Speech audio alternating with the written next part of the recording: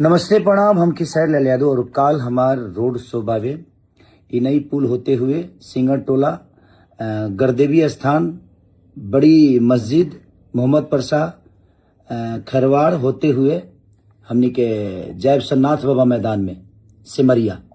और वहाँ हमारे खाली ना बल्कि हमारे बड़े भाई माननीय अखिलेश यादव जी की पूरी टीम आ रही है और आशीर्वाद देने के लिए आ रहे हैं, छपरा की जनता का प्यार लेने आ रहे हैं। तो आप लोग नाथ बाबा मैदान में सिमरिया आप लोग जरूर आइए और एक इतिहास बनाना है हम सबको। तो उस इतिहास के लिए और कल हम धूम मचाएंगे, तो आप लोग आइए, आपका वेट करेंगे। Thank you. हमारे बड़े भाई माननीय अखिलेश यादव जी की पूरी टीम आ रही है और आशीर्वाद देने के लिए आ रहे हैं, छपरा की जनता का प्यार लेने आ रहे हैं। तो आप लोग नाथ बाबा मैदान में सिमरिया आप लोग जरूर आइए और एक इतिहास बनाना है हम सबको।